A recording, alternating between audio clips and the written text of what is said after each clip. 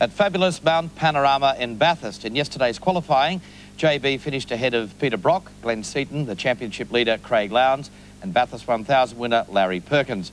Young Lowndes has opened up a 30-point lead over Bow and Seaton, which promises a great showdown on the mountain later today. And it's from Mount Panorama where Gary Wilkinson joins us. Gary, this is shaping as a terrific third-round clash.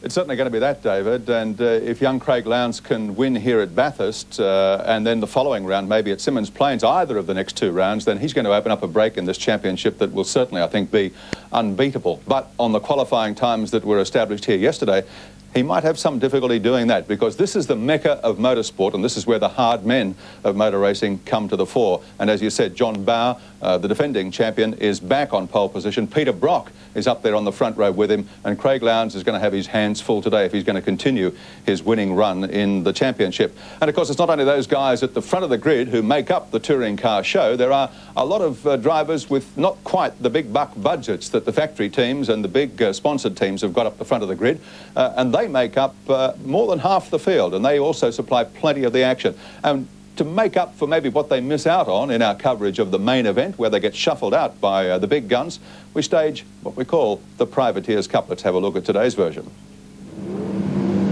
Less than 10 seconds now to the start of the Privateers Cup. Round 3 from Mount Panorama Bathurst. Stephen Richards just gets a little jump on the light. Greg Crick, the pole man, gets away neatly too. Shovels up the inside, but it's David Parsons from the second row who leads them through Hell Corner and up the straight for the first time. A great start there by Parsons, coming from 4th outside row number 2.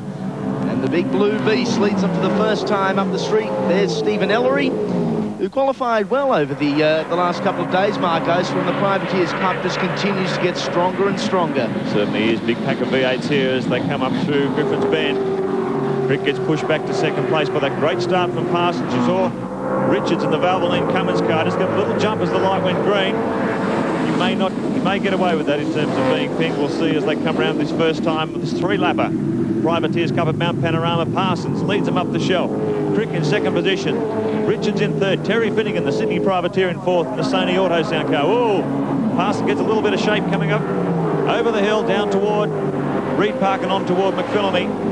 First time through. There's Richards in third position. They're always difficult, these sprint races. The tyres aren't quite up to optimum temperature. Quite often you see a few thrills and quite a few spills. There's Parsons leading.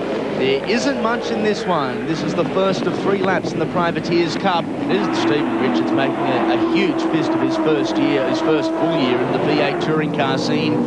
There he is, the Valvoline Cummins Commodore. As Mark said, Stephen Ellery running 1 position further back.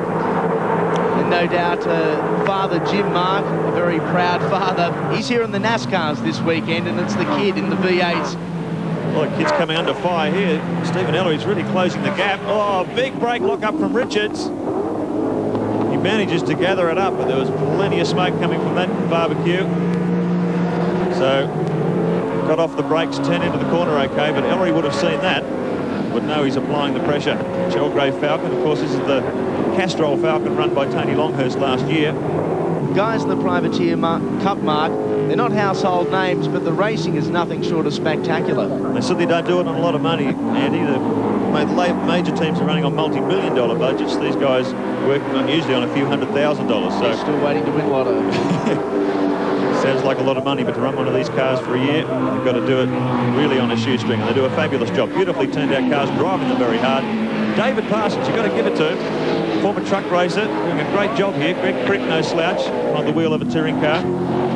And he's applying the pressure, but not being able to do anything about Parsons in front of him. Greg Crick, one of the most likeable guys on the circuit, a real larrikin. He is giving this one a huge shake. They go down past Forest Elbow. This is Conrod straight for the last time. Let's see who's got the horses. In fact, it is Parsons who has started to pull away a little.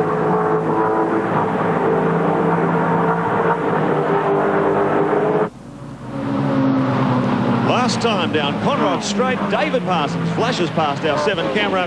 Hard under brakes for Caltech's Chase for the final time, unless he makes a boo-boo. I don't think Crick's going to be able to do anything about his lead here. Hoiks the wheel up on the curb.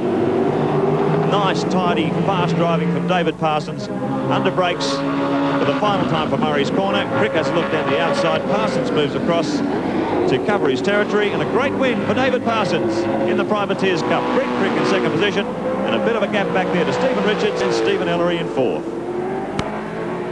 It's 10% exultation, 90% frustration. Mark Skaife knows all about that. But back, the new car rebuild after the being put out at Sandown. New sponsor on the car as well. Yes, Gary, we've obviously been able to get Sega with us, and that's a huge coup for the team. So you're not playing games anymore? Well, I am playing games, but I'm getting beaten by all the kids, which is a bit of a worry. Yeah. Now, listen, what about here? You've qualified in 7th spot. We might have expected to see you with the new car a little closer to the front.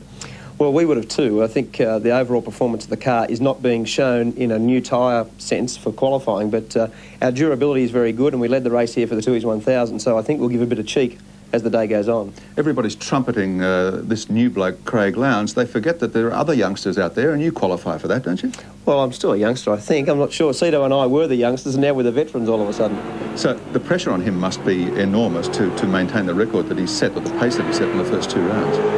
Well, it is. I think that, you know, Craig's done a great job so far, but it's a very, very long time as a 30-race series, and we've only had 6 of them. So, you know, with 24 more to go, I'm sure it'll be a tough year. Now, this is you in qualifying yesterday. You say you haven't quite got the speed in qualifying. What about the durability? Although there are only 10 lappers around here, it is a 6-kilometre track, and it is a tough circuit. Well, it is. I think you find that our durability will be surprising.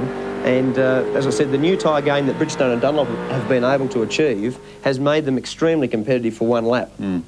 Now, with Sega on the car and their money coming into Fred Gibson Motorsport team, are we likely to see a second car and Richo back on the track before the season's out? Well, we'd like to, Gary, but it's one of those things that until the budget is up, you know, topped up enough to be able to run 2 properly, then we'll run 1 car. Jim will certainly drive with us for the long-distance races, but whether we can run 2 cars is yet to be seen. Now, we've got John Bauer and Peter Brock on the front row of the grid here, then Seaton, Wayne Gardner, Craig Lowndes, Larry Perkins, then yourself. The start here is going to be critical, but starts at Bathurst are a different story to almost any other circuit.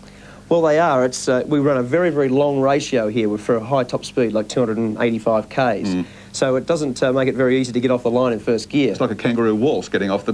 Well, it is. It's almost a drama to stall them. So, you know, it's very, very difficult. So we'll see how it goes. Well, it's great to see the new car back on the track. Great to have Sega on board, and we wish you well in today's 3rd round. Thanks, Gary. Mark Skaife, it's going to be a ripper. 3rd round of the Australian Touring Car Championship. You'll see it only on 7 this afternoon, Fordo, and we look forward to what you've got in store for us on the rest of...